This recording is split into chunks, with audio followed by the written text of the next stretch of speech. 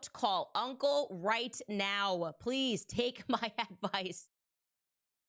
Narrator, she did not listen. She did not take my advice at all. I said that having read through Blake Lively's complaint, that it was evident to me that she was likely under the influence when she filed her complaint. Not under the influence of drugs, not under the influence of alcohol, but of the influence of proximity to Taylor Swift. Maybe one Eras tour too many had been attended by her and Ryan, and they were just feeling like they were Taylor Swift. I just recognized her brand of feminism, and I called that name. I said that before we even knew that Taylor Swift was somehow involved in this entire debacle, okay? So let's just tell you how she is involved, because that's incredible. I can't believe I called it that accurately. But so essentially, to remind you, Wayfarer Studios, okay, is Justin Baldoni's production company. As such, it was them that purchased the rights to the book It Ends With Us. So this is literally Justin Baldoni's movie, in which he cast himself in alongside Blake Lively, which, by the way, to me, that's the reason why none of it made sense in the beginning when she was alleging that he made her feel ugly or old, I guess before he sexually harassed her, after. It's like, he picked you. He literally picked you. So obviously he picked you because he did not think you were old or ugly or whatever it is that you're saying. Anyways, in his counter complaint, he alleged that Blake Lively used her A-list orbit to bully him into just taking over Wayfarer Studios project. Like, suddenly she was like, I want this to be my movie. And who were the A-list friends that she allegedly used to bully him? None other than Taylor Swift and, of course, her husband, Ryan Reynolds. I mean, I was so on the money with this. It's kind of scary, okay? So the story goes, essentially, he says she didn't even read the book before signing on to the project. Then she read the book and kind of became consumed with it and wanted to basically introduce her own lines and wanted to become a part of the project and rework the script. So she submitted to him her ideas for how to rework the script, and apparently he gave her feedback, essentially saying, like, you know, I really love how passionate you are about this project. Maybe we'll take some of these ideas, but like, obviously we're not going to take all these ideas because it's our project.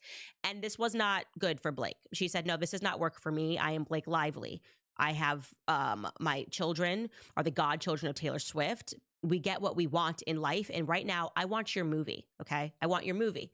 And so she invites Justin Baldoni, again, these are the allegations that he's making, but he's giving the text messages to prove it, over to her house. And Justin Baldoni says that at that moment, Taylor Swift just pops in and says, yeah, I read Blake's lines and I think they're super groovy. Super groovy lines. I love this. I said groovy. I just felt like that's something Taylor Swift might say. Anyways, and then you have Justin Baldoni, who's like, okay, great. Like, wow, it's a lot of power. It's Taylor Swift just walking into a casual living room here. And then in pops Ryan Reynolds from Deadpool. And he's like, yeah, we really just love my wife's lines. And she's so creative and she's so amazing. So he leaves the house and he texted Blake Lively and he showed this text message where he basically said to her, like, hey, you don't have to enlist A-listers. Like, I thought some of your ideas were good anyways. I don't really need the peer pressure of having Taylor Swift kind of say, you need to put this in the movie. And he felt like it was kind of an implicit threat, like, you know, do this or there will be pain. There will be 13-year-old girls singing in an auditorium that is sold out all across the world. Words to songs that are, I'm not going to say about you, but are definitely obviously maybe about you, because I'm just going to write lyrics in a way that's pretty obvious that it's about you, Mr. Justin Baldoni. That's how he felt. Then he provides Blake Lively's response to him saying, like, you didn't have to do this. I already thought you had some pretty good ideas. And she actually wrote this, guys. She wrote this. This is her text message back to Justin Baldoni. She wrote, if you ever get around to watching Game of Thrones, you'll appreciate that I'm Khaleesi. And like her, I happen to have a few dragons, for better or worse, but usually for better, because my dragons also protect those that I fight for. So really, we all benefit from those gorgeous monsters of mine. You will too, I can promise. Little smiley face. I'm so scared. Like, what?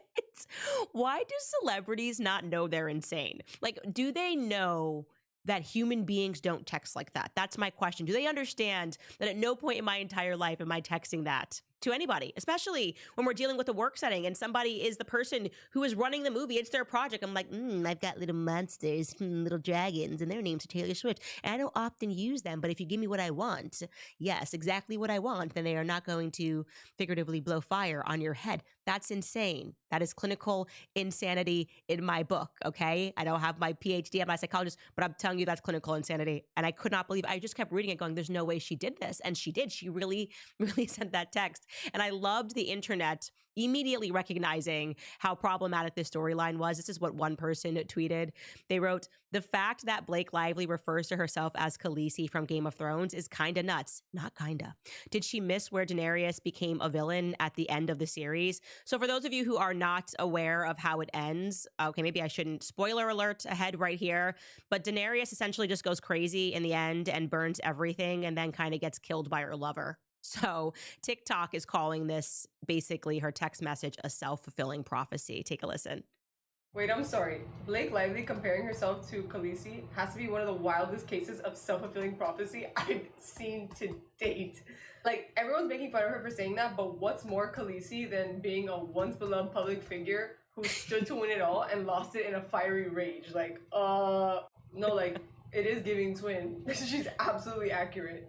And just like in Game of Thrones, in the end, those dragons did not mean Yes, it did. The dragons in the end did not actually matter. So I don't know who's supposed to be Jon Snow. I have to assume it is her husband, Ryan Reynolds, but because he's loyal to Khaleesi, that's the whole thing. But now, because of this, Disney and Marvel are getting dragged into this drama, okay? So Bob Iger of Disney and the Marvel CEO, Kevin Feige, have now received from Brian Friedman a preservation order, okay? Baldoni's attorney believes that Blake Lively's husband was flagrantly mocking Baldoni in a sequence of the movie Marvel's Deadpool and Wolverine, which was released by Disney in July, okay? Now, I thought that was crazy. I was like, what are you talking about? They were like, well, there's this character played by Ryan Reynolds. His name is Nice Pool. I'm not a Deadpool stan. I don't know anything about these movies. And essentially, they were like, he worked Justin Baldoni into this as a way to bully him. Cue Taylor Swift feminism, by the way. This is right from her playbook. Like, I'm not bullying, now it's art. As long as I just create lines in a song or lines in a movie to speak trash about someone, then no one can say it's anything other than creativity and not just A-list bullying, okay? So he did this, and there's no question that he did this, by the way, because I looked into it, and there were these alternate versions of Deadpool where he said lines like, where in God's name is the intimacy coordinator? Yeah, that was at the crux of what was going on in this lawsuit. She said that there was no intimacy coordinator, and then he said back that she declined the intimacy coordinator, okay? Also, in one of the Deadpool outtakes, there's Nice Pool notes, he says this, quote, calling is to one day start a podcast that monetizes the women's movement, okay? So he's saying he wants to one day start a podcast that monetizes the women's movement. Why would Nice Pool say this? Well, because Justin Baldoni had a podcast that was entitled Be Man Enough, and he was the co-host with a woman that was named Liz Plank, and they spoke about feminist issues. He was kind of like a male feminist, Justin Baldoni, before all this happened. But then Liz Plank quit the podcast after Blake Lively made her allegations. So it was just a stab in the heart to Justin Baldoni. And we're going to actually show you this clip about this lawsuit, clearly about this lawsuit that made it into the final cut of the Deadpool and Wolverine movie. Here is clearly, again, Ryan Reynolds making fun of Justin Baldoni. Who are you? Oh, I'm Deadpool. And I guess you're Deadpool too. But in here, everybody calls me Nice Pool. Oh my goodness, wait till you see Lady Pool. She is gorgeous. She just had a baby too, and can't even tell. I don't think you're supposed to say that. That's okay. I identify as a feminist. Right. So there you have it. That was also one of the things that was at the root of this lawsuit. She's saying that she had just had a baby. He's calling her Mrs. Deadpool and saying that he had commented on her body and he's not supposed to do that. So it's pretty blatant, okay? Brian Friedman, the lawyer on this case, is not kidding. Brian, hit me up. I got to have you on my team somewhere, because not only did he go after all of these people, but now he decided to flat out release the scene in question, basically the climax of Blake Lively's abuse lawsuit. Okay. This is literally the climax. I'm going to show you directly from her allegations what she wrote in her lawsuit. She said, on another occasion, Mr. Baldoni and Ms. Lively were filming a slow dance scene for a montage in which no sound was recorded. Mr. Baldoni chose to let the camera roll and have them perform the scene, but he did not act in character as Ryle. Instead, he spoke to Ms. Lively out of character as himself. At one point, he leaned forward and slowly dragged his lips from her ear and down her neck as he said, "It smells so good." None of this was even remotely in character or based on any dialogue in the script, and nothing needed to be said again because there was no sound. Mr. Baldoni was caressing Miss Lively's with his mouth in a way that had nothing to do with their roles. When Ms. Lively later objected to this, Mr. Baldoni's response was, "I'm not even attracted to you." Okay, so when people read that, they were like, what a little creep. He obviously just can't keep his hands off of her, and that's really disgusting. And then he insulted her afterwards when she brought it up. Well, Brian Friedman said, "Here are the receipts. We are going to release all of the footage," because apparently she was wrong. And Justin had his mic switched on. She thought there was no evidence of this recording anywhere. And it's a movie set. He happened to have his mic switched on, so we can now actually watch what she is conveying as sexual harassment. Now I'm going to show you these title cards that Daily Mail put before it. They wrote, "Miss Lively's complaint alleges that during a scene, Mr. Baldoni and Ms. Lively were filming for a slow dance montage. Mr. Baldoni was behaving inappropriately. The following videos captured on May 23rd of 2023 clearly refute Ms. Lively's characterization of his behavior. The scene in question was designed to show the two characters falling in love and longing to be close to one another. Both actors are clearly behaving well within the scope of the scene and with mutual respect and professionalism. These are all 3 takes filmed of the sequence." And so this is what was in their script. It just says Lily and Ryle should be slow dancing in the bar. Patrons around them are drinking and watching sports completely in their own world. So this is supposed to be like, this is them falling in love. And so you're not hearing anything, but you're kind of seeing the gazes or whatever. And so obviously they're going to make small talk with each other because otherwise it's awkward. If they're just like, go. No, instead, they're pretending that they're talking and falling in love. And he's like, should I move forward, backwards? Here is the first clip where you're going to hear them talking, both of them talking about their husbands. This is so weird. Take a listen. They win! Oh my gosh, we don't shut up. And Emily and I have we have these moments where Staring? You just stare. literally we've done it for like 5 minutes. it's like, I think you would find it terrifying. We just literally look at each other and like when time. I found a sociopath. And like time stops. Yeah. But like that's just how it's been for us from the beginning. No, we're like, oh my god, there's not enough time. Oh. And they score again. Yeah. No. Again. It's like, oh my god, I forgot to tell you something else. No, I think that's cute. You guys are really cute. I think it's more than cute. So they're just having a conversation about their respective spouses, and he's saying how much he loves his wife and that he still stares into her eyes, and she's saying that her and Ryan never stop speaking. How uncomfortable. Oh my gosh. Oh my goodness. And then here is the second clip, which was, again, this is at the roots, the dragging down, saying that she smells so good. That just sounds creepy. Here's what actually happened. I'm not getting a beard on you today. I'm probably getting a spray tan on you. It smells good. Well, it's not that. It's my body makeup. And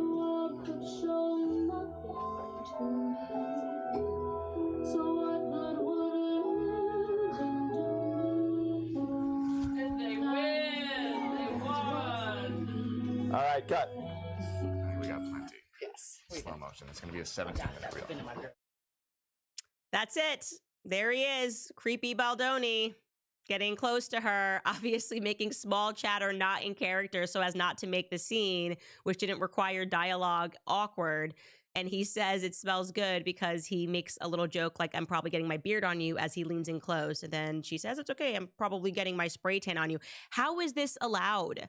Literally, I'm just asking the question, like, how are women allowed to do this, to take something and to make it sound like you survived a rape? Because that's what it sounded like to the public when she spoke about everything that he possibly did when she first dropped that or had someone on her team leak to the New York Times, that initial complaint filed in California. You just go, how is this allowed? This is why I say being a little bit cheeky, but also not. Like, I just hate the modern women today. You know, this feminist, like, you're suffering from absolutely nothing. This is what it means to be, by the way, an actor.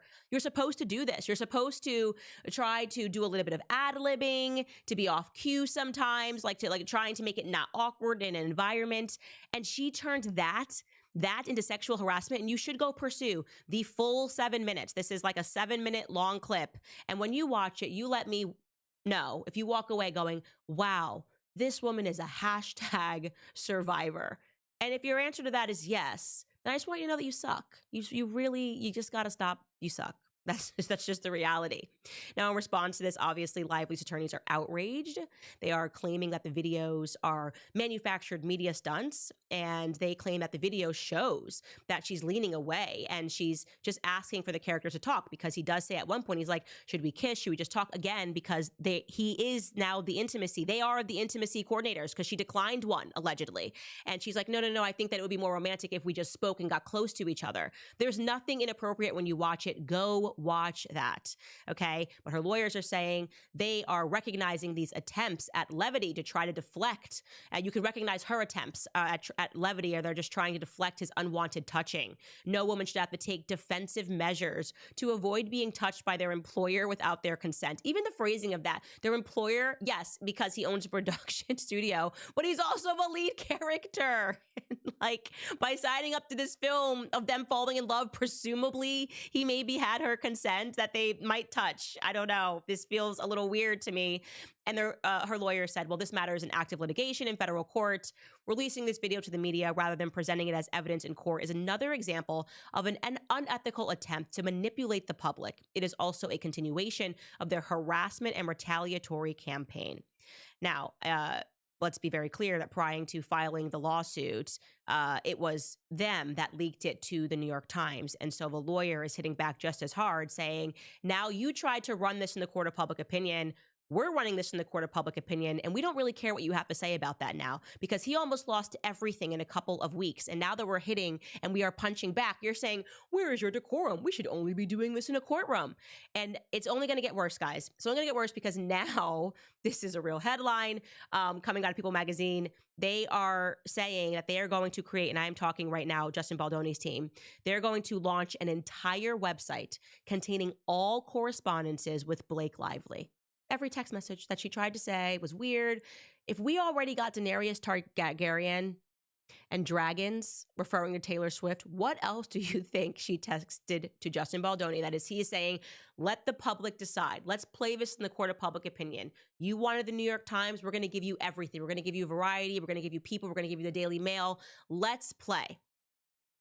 I think it's too late now for her to tap out. She should have taken my advice right away. It sounds like I said, her and Ryan Reynolds were just so far up in this, like, Taylor Swift arrested development is what I would call it. These people, when you find fame at a young age, your brain doesn't develop right. Like, everything is a movie scene to you, and you're constantly casting yourself as a victim and another person as a villain. Like, you're in your head. I think that's how it starts to work when you find fame too young. They're just not adults. They're not serious people. And she tried to play this like an unserious person. And by the way, I do want to add one more thing that really upset me about this, despite the fact that he owned this movie, that it was his production studio that did this and bought it. Blake Lively was such a brat that her and Ryan Reynolds specifically requested during the premiere that they so did not want him to attend his own movie. This should have been his biggest night, premiering this movie that him and his studio decided to purchase as a book and adopt it into a film. They made him and his family sit in the basement because she was just so uncomfortable around him. I mean, what kind of adult can't just be like, let's sit on opposite sides of the room. Let's avoid each other. Nope. Look at his family. They were put into a basement to watch the premiere on a screen. You can see all the stocks beverages in the background. You can see them sitting at a table with popcorn, clearly still trying to make the best of it. That's him and his wife, who he loves and has been married to for, I think, 12 years. I think they got married in 2013. And they're just like, you know what? We're in the basement. We're going to make the best of it. And I love that, because that's how my family would be. It would be like gang, like whatever. And she did this only to humiliate him. This last step right here was just how can I further humiliate you? And he says that she used demands to make this happen. Essentially, maybe said, I'm not going to come to the premiere at all if I even have to lay eyes on him. And so they had security guarding and kept him in the basement like he was a rapist on the loose who couldn't possibly be in the same room as her because it would just be too re-traumatizing for her, having experienced that scene that we all just watched. And can you go back to that other picture of him and the family literally posing? Look at them. They're posing. This is a red carpet event. It's his film, and his family is posing next to Dasani water, which insults me deeply because Dasani water is disgusting, okay? Like, to add further insult to injury, it's Dasani water that they're next to, okay? And Coca-Cola in the background, pallets of it, because Blake Lively and Ryan Reynolds wanted to say to them, you should be further humiliated. This is our movie now.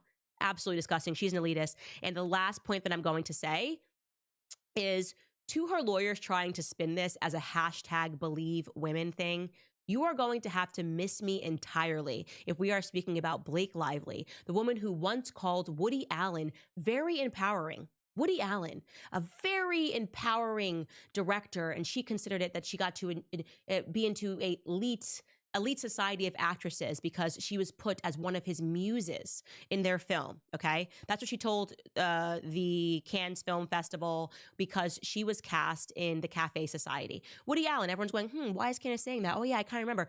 Wasn't it his adoptive daughter that accused him of molesting her when she was 7 years old? She has held on to these allegations, not just from the time that she was 7, but until now. She's like an adult in her 30s, and she spoke out and said, this actually happened to me. Now, he's never been convicted of this, okay? And it's weird because she was an adopted daughter. She said this happened. And then another, Mia Farrow also adopted another child who Woody Allen then went on to marry and who is still married to. He adopted another child from Korea. But this child apparently was lying in Blake Lively's eyes. I'm not sure. Maybe she'd like to explain why we should believe her allegations, even though we can watch it on screen, but we shouldn't believe the allegations of someone who said that Woody Allen molested her when she was 7. So I'm just going to run you through that clip of what Dylan Farrow had to say about what she experienced with the person who, Blake Lively finds to be wondrous. Take a listen. Let's go to August 4th, 1992. And if you could tell us what happened that day.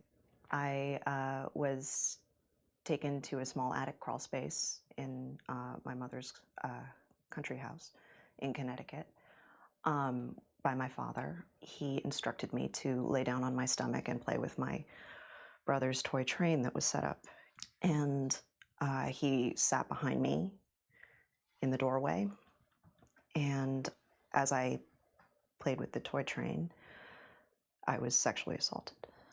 As a 7-year-old, I would have said he touched my private parts. Mm-hmm. Okay.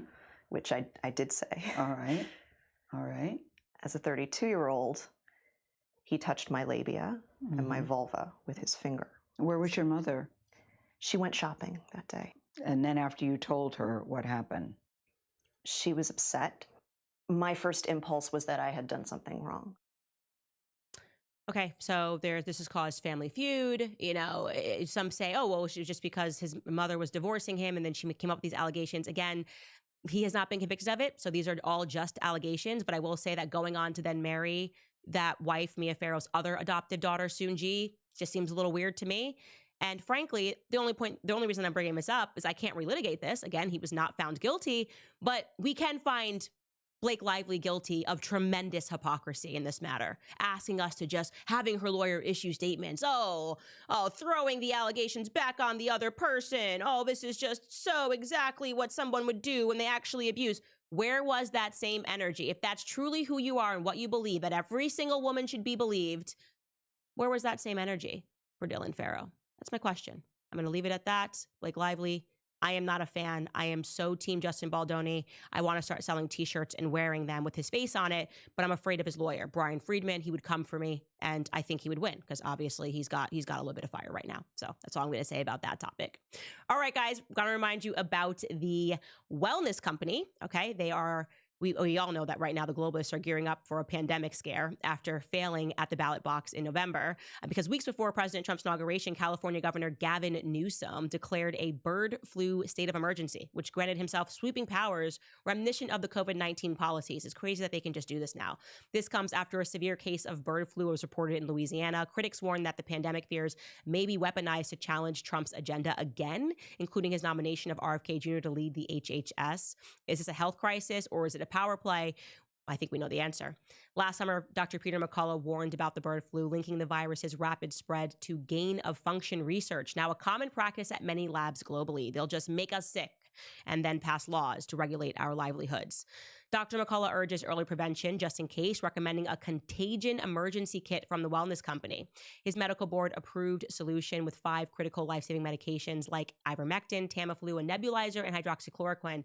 Every household can now have access to these hard-to-get medications in the event of another pandemic. So get yours by filling out a digital intake form, and your kit will arrive between 1 to 2 weeks. Do not wait until the deep state puts their plans into action. Stay ready for the unexpected. If you're a U.S. resident, you can head to twc.health/Candace, and you can use code Candace, and you'll save $48 off plus free shipping. That's twc.health/Candace, and use code Candace today. Okay, now, sticking it with culture, before we get into politics, we got to talk about Wendy Williams. You guys were messaging me asking my opinion on this, okay? So in case you don't know who Wendy Williams is, she was an extremely popular host of the daytime talk show, which was named after her, The Wendy Williams Show, from 2008 to 2022. That is a very long time. Essentially, her show was like someone's auntie saying way too much at the cookout. You know what I'm saying? People really loved it. It was gossipy. It was funny. And she was absolutely hilarious. And so that's why it went on for so long. The show became so much bigger than it was anticipated to be. Well, essentially in 2022, she stepped down from hosting due to medical issues stemming from Graves' disease. I mean, that was what we were officially told for the reason that she was leaving. Now, all of a sudden, she is in a conservatorship, and trying to trace how she got into this conservatorship is quite difficult. What I can tell you is that she was getting divorced. She got a divorce, rather, in 2020, okay? She was married to a guy named Kevin Hunter from 1999 to 2020, and we know that the end of this was definitely traumatic, I would say. It was a traumatic ending to a relationship. It has been alleged, and I think with a ton of proof that has been presented, that she kind of, at the end of this marriage, went off the wagon drinking-wise. She was drinking a bunch, and she found out that he was, and again, I'm taking this from online chatter, as well as the documentary my cousin was telling me about, that essentially he had a whole double life, that he was cheating on her. And women, when they're coming out of long relationships, you tend to see this, and men as well, their personalities will go through some sort of an adjustment. And some people will say, oh, you're spiraling. It's just, but she obviously was drinking a lot, okay? Now, what happened thereafter is quite confusing. She had this financial advisor. Her name was Lori Schiller. And Lori Schiller somehow flagged, it seems, that spending was happening in her account that was atypical to how she spent. And she had been her financial advisor for like 14 years. She got a lot of hate. I'm unsure that hate was deserving, but what we can say is that what happened next was extremely weird, okay? So it seems like Lori Schiller took that to her bosses at Wells Fargo, because she kept saying that Wells Fargo was not defending her. Lori Schiller, working at Wells Fargo, was saying that she was taking a public lashing and she didn't deserve it. What happens next is that Wells Fargo, which didn't know banks could do this, essentially just said, we're going to freeze all of your bank accounts and petition the court for you to have a temporary financial guardianship. And that happened, okay? They just stopped her being able to have access to her money. They said that it was to protect Wendy Williams' finances, and that's the reason that they did it. Suddenly, she gets somebody else that becomes her guardian. Like Wells Fargo is somehow able to secure a guardian over her, which is crazy. It's this woman, Sandra Morrissey. I think I'm saying that name right. Yes, Sandra Morrissey. What was the first name? Sorry, say that, Skylar.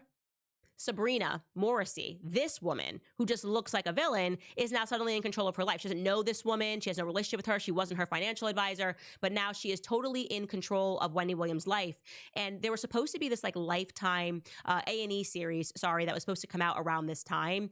And this woman, Sabrina, shut it down. She said that she wasn't of sound mind and the docuseries could not come out on A&E and Lifetime.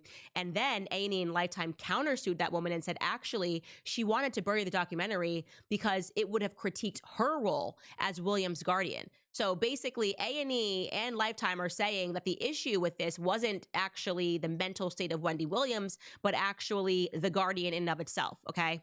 So this is crazy. Just the concept of the bank stepping in and just taking over your entire life, and you have no say-so in how you spend, and they're saying we're doing this because we love you.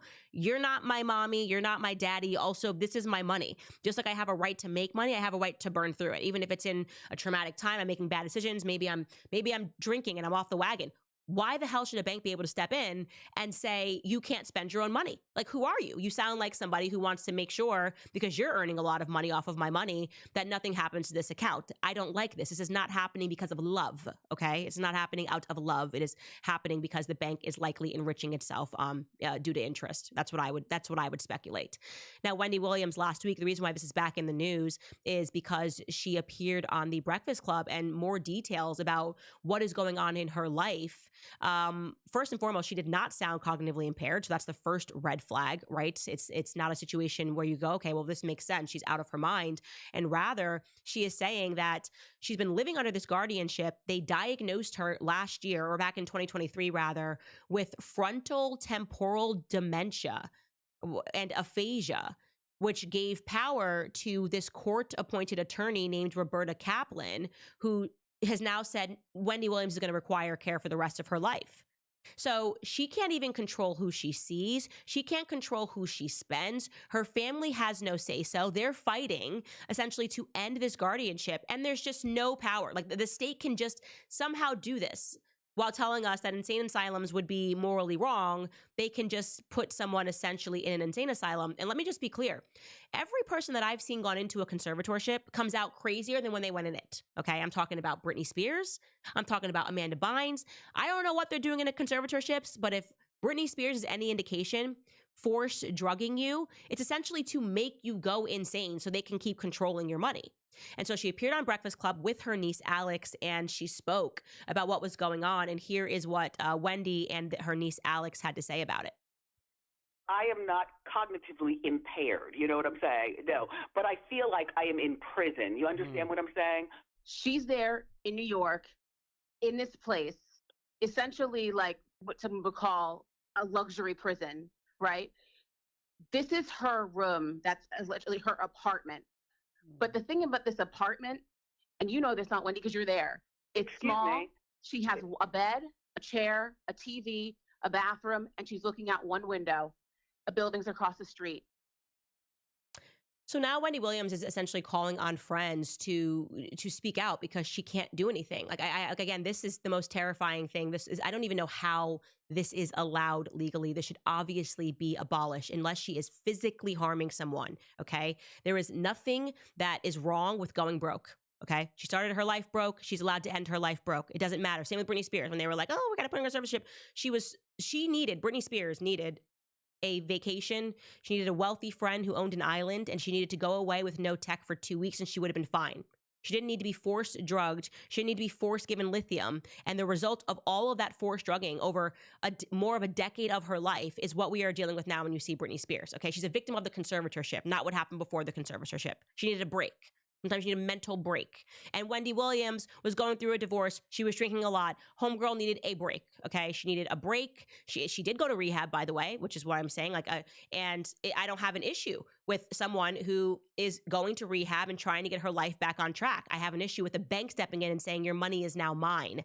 And now I get to appoint an attorney who is going to say that actually you need to be in this forever and no one can speak out on your behalf. But fortunately, someone has, and that person is Harvey Levin. Obviously, we know him from TMZ, a very powerful guy in Hollywood, and he has a lot of friends in Hollywood. And he spoke on the phone with her, with Wendy Williams, for an hour and a half. And he, too, is disturbed by the fact that she's in a conservatorship. Take a listen to what he had to say. Hey, everybody, it's Harvey Levin from TMZ. I just spent an hour and a half on the phone with Wendy Williams. And I can tell you that the Wendy Williams I spoke to today is the same Wendy Williams that I knew 10 years ago. There was no difference. She was lucid, she was articulate, she was with it, and she was opinionated. I'm not going to get into the specifics because it was an off-the-record conversation, but she wants me to give my evaluation of what I heard. Charlemagne the God was on the phone call as well, and my impressions were precisely what Charlemagne has already said, that Wendy Williams seemed like she could have done her radio show today. There was no lapse in her judgment. There was no hesitation in what she was saying. And I'm not a doctor, but I am alarmed that Wendy Williams has had her freedom taken away from her. And I don't understand exactly why. Nobody understands exactly why, and that is the problem. And so this is something that I am drawing attention to because, again, this is terrifying, and this relates to politics when we speak about the overreach of government. And you hear a story like this, someone just stepping in and saying, we're going to take all your money. Maybe something was wrong. Maybe someone was spending a lot. That's kind of, like I said, people come out of divorces. Women do weird stuff. They start dressing super sexy, get some piercing. Some women, they start drinking more because it's a major life change. It's a major life change to go from being in a relationship, and even more so said when you have a husband that has stepped out on you and potentially has another family. If that is true about Kevin Hunter and he completely had another relationship, there is going to be some period of a spiral, which is understandable. It has nothing to do with the bank, and the bank is not doing this because they love her. And so I view this as her being wronged. I view this as her being imprisoned, and I want to use my platform to say that Wendy Williams should be freed before they do to her what they did to Britney Spears. And that really is the long and the thick of it. And I also want to remind you, by the way, since when is being crazy or being on drugs a reason to put somebody in a conservatorship? That's Hollywood. What are you talking about? It's Hollywood, all of Hollywood. And I'm like going through this with my team. I'm going, how many people do we know that could have been put on conservatorships that ended up being fine? Number one, Lindsay Lohan.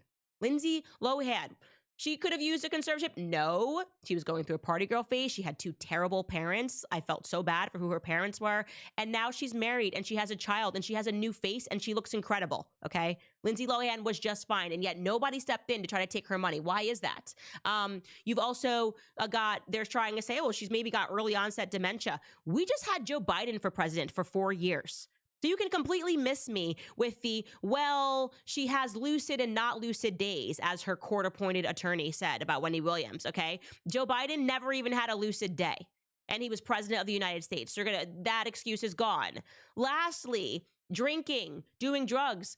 Was Charlie Sheen a person? Does everybody remember the interviews that Charlie Sheen was giving? Dude was making like $1.5 million every episode of 2.5 Men, and he was just fully on like crack, cocaine, and drugs. And then when he got dropped in 2.5 Men, went on a spree and just gave every interview and was like, yeah, whatever, I like drugs. Remember this clip? Take a listen. Tell me about the last time you took drugs. The last time I took drugs, I probably took more than anybody could survive. What are we talking about? How much?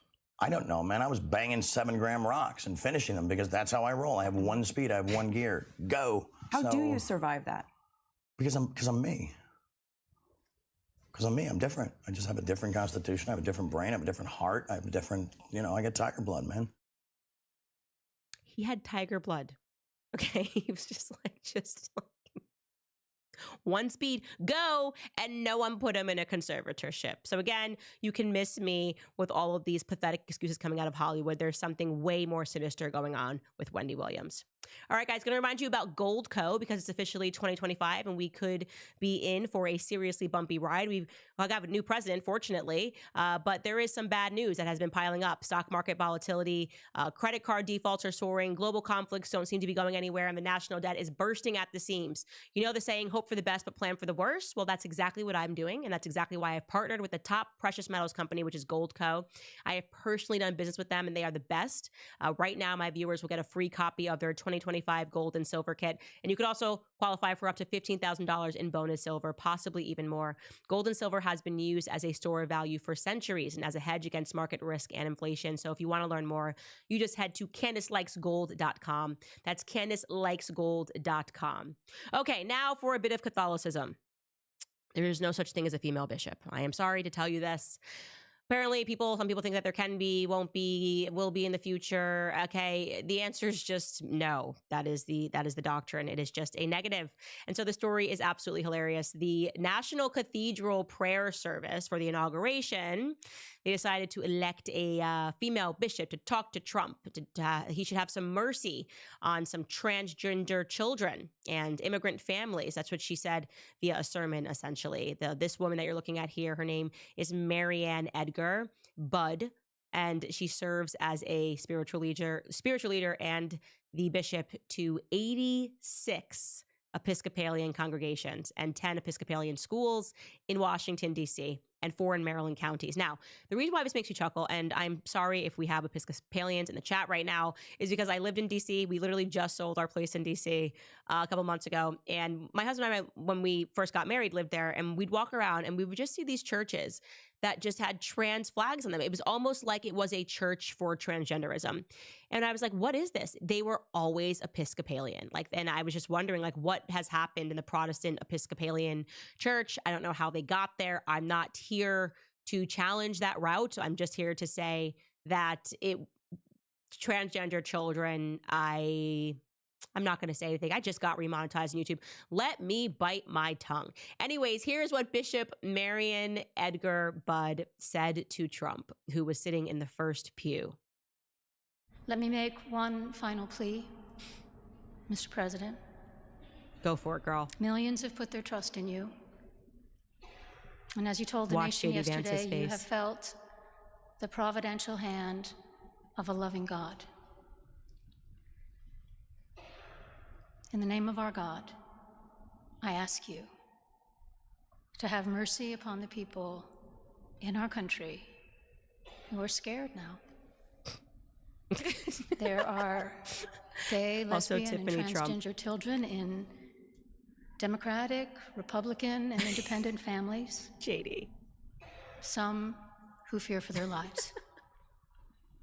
And the people who pick our crops and clean Melania. our office buildings, who labor in poultry farms and meat packing plants, who wash the dishes after we eat in restaurants and work the night shifts in hospitals, they may not be citizens. JD Vance or right have the now. proper documentation. But the vast majority of immigrants are not criminals.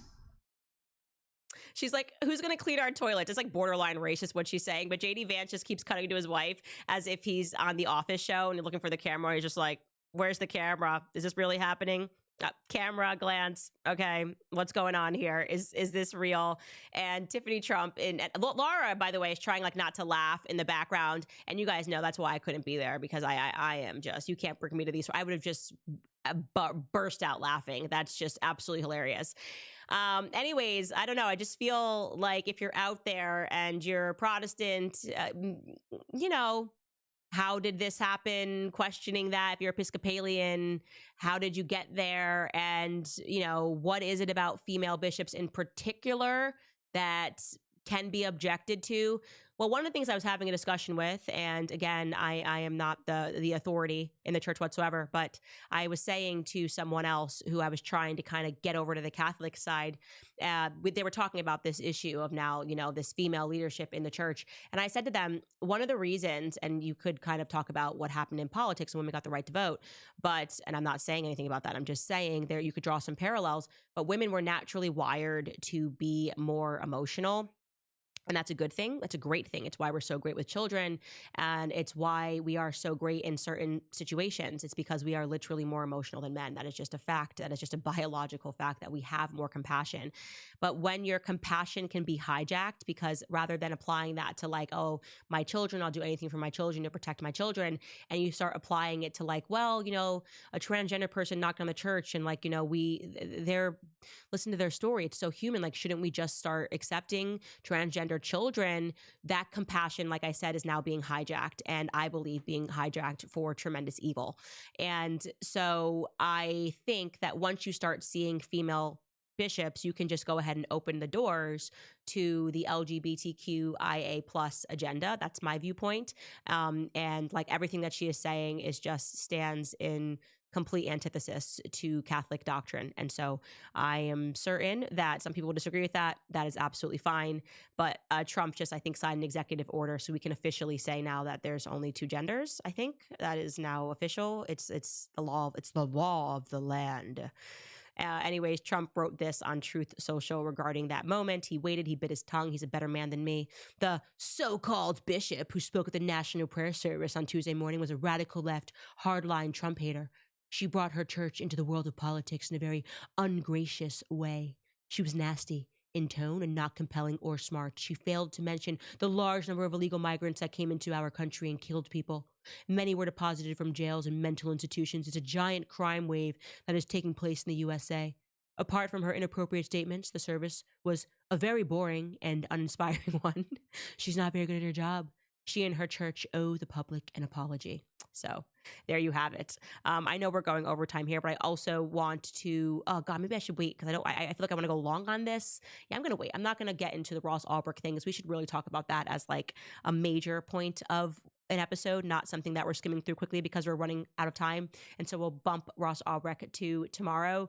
I guess we'll get into some of your comments right after. I think I have actually just one more company that I want to tell you guys that you should be supporting. And you guys know it's American Financing because there are so many Americans that are carrying real high credit card balances that charge 20% or more each and every month. It is totally time to take control of your debt. So if you are a homeowner and you have been waiting to figure out how to get your finances in order, you should call my friends at American Financing today. American Financing salary-based mortgage consultants are helping homeowners just like you tap into their home's equity to get out of high interest debt. They're saving their average customer $800 a month by doing this. Saving that kind of money every month should make the decision really easy. All it takes is a 10-minute, no cost, no obligation phone call to find out how much you could be saving. And if you start today, you may be able to delay 2 mortgage payments. So call American Financing today at 800-795-1210. Again, the number is 800-795-1210.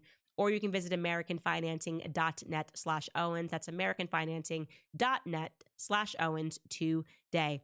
All right, what are you guys saying? Let's read some of your comments and some of your questions. Let me scroll down and see who is up first. Regarding Blake Lively, David Jean says, Blake Lively and her lawyers asked the court to put a gag order against Justin Baldoni, and his lawyers have reported. That's being reported right now by TMZ. Wow, the news just broke. Yeah, I imagine that he's going to want to probably gag that because that is just insane. I mean, it makes sense. It's the more the public knows, the more ruinous it is for her career. And the court should immediately shut that down, given the fact that she played this in the press first, okay? The New York Times, somehow, within hours of her filing something that was supposed to remain private, according to the Californian practices, they had an inside scoop, not only an inside scoop, but they fully, and this is why he is suing them for $400 million, just took out everything that could have meaningfully contextualized her allegations and not made him look like a villain. So I'm sorry. You get what you ask for in life. I hope that they completely shut that down. The court should shut that down. Jessica Wickers writes, Wendy called out Beyonce.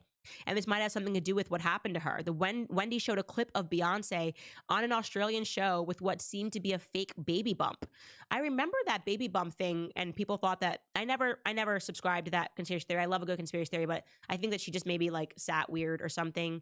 I've been pregnant for so long. I've seen everything look weird. I don't know. And I can't imagine that Beyonce is the author of what's happening. I don't think she's that petty over something like a baby bump. Could be. Good to know. I'll look into it. Marcy writes, Candace, on 2/15/24, Jared Kushner discussed Gaza's waterfront property, which is very valuable. Trump just made the comment of Gaza needing to be rebuilt in a different way in a great location. Thoughts?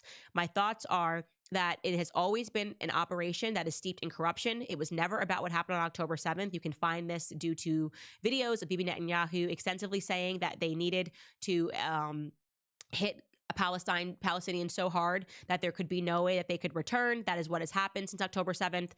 If you look at what's happening in the court case against Bibi Netanyahu, who is being tried, he says he couldn't show up for his trial because he apparently has prostate cancer. But if you look into that case and you recognize that what took place on the day of October 7th is corruption, and you look into the history of Israel and their extensive history with false flag attacks, not just in America with the USS Liberty, but also against British people, and against Americans with the Lavon affair, we have a right to ask questions. And apparently, I just think that there was always a plan, and people that have been pushing this, the Zionist lobby in the media, could potentially even be invested already in that property. They could have made those investments before October 7th even happened. They're talking about how valuable the waterfront property could be where people live. And then suddenly, oh, what do you know? Every building has been demolished. It was an appropriate response, and now it needs to be rebuilt. And completely ridiculous.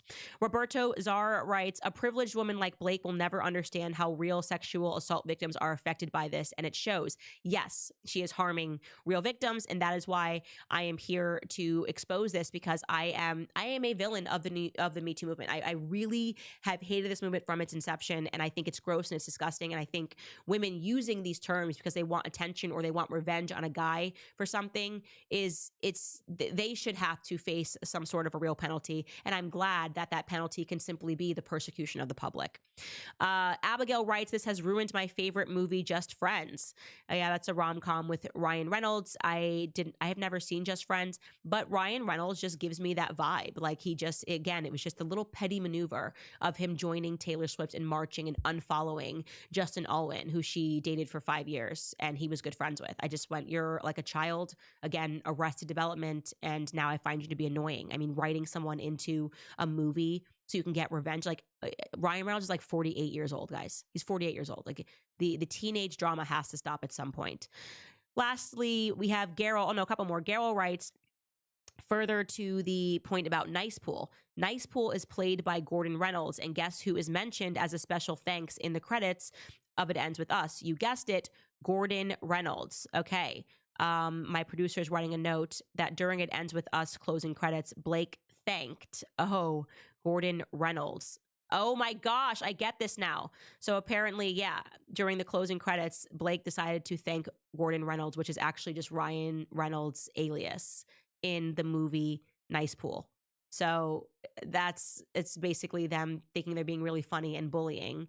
And she's basically saying thank you for bullying Justin Baldoni and in the movie Deadpool, because Gordon Reynolds is actually just Ryan Reynolds playing Justin Baldoni, which is really disgusting. I just find them to be really gross people now.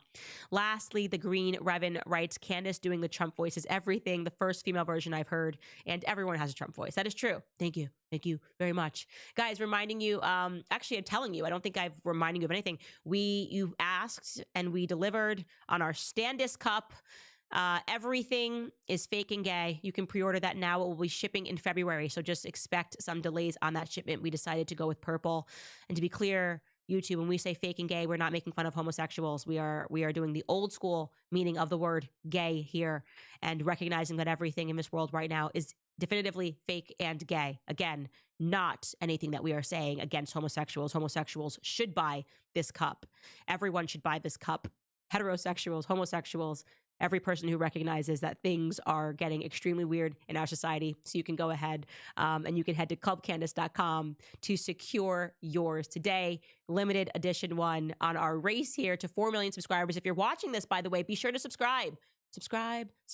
I don't know why I'm pointing as if, where would it be? Let me look. I can actually see where it is. No, you can't see it. It's down below. Subscribe to our YouTube channel. Our goal is to get to 4 million. Maybe we can do it before I go on maternity leave. Yeah, I think we can probably do it. All right, guys, we'll see you tomorrow.